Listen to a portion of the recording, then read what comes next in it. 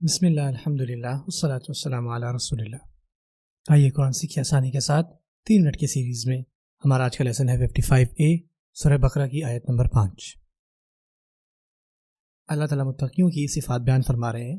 Again دہرا لیتے ہیں وہ کیا تھی کہ وہ غیب پر ایمان لاتے ہیں، نماز قائم کرتے ہیں، اللہ کی راہ میں خرچ کرتے ہیں، اور جو آپ صلی اللہ علیہ وسلم پر نازل ہوا اس پر بھی ایمان لاتے ہیں، اور جو آپ صلی اللہ علیہ وسلم سے پہلے نازل ہوا اس پر بھی، اور اس کے ساتھ ساتھ وہ آخرت پر پورا یقین رکھتے ہیں۔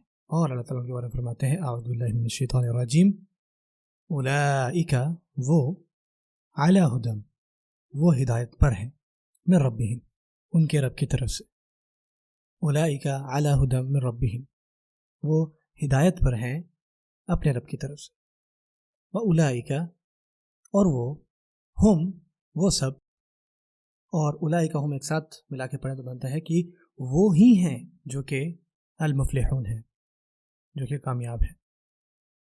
مفلحون یہ جمع کا صیغہ ہے، اس کا واحد ہے مفلح، مفلح مفلحون، اس طرح مفلحین۔ سو اللہ تعالیٰ فرماتے ہیں اولئک علی ہدی من ربہم یہی ہیں جو ہدایت پر ہے، اور یہ ہدایت پر ہے ان کے رب کی طرف سے، ان کے مالک کی طرف سے، کیونکہ جو ہدایت ہے وہ اللہ تعالیٰ کی طرف سے سب سے زیادہ قیمتی تحفہ ہے، من ربہم، اور ہمیشہ اسی وجہ سے ہمیں ہمیشہ اللہ تعالیٰ سے ہدایت طلب کرنی چاہیے۔ اہدنا الصراط المستقیم، ہدایت دے۔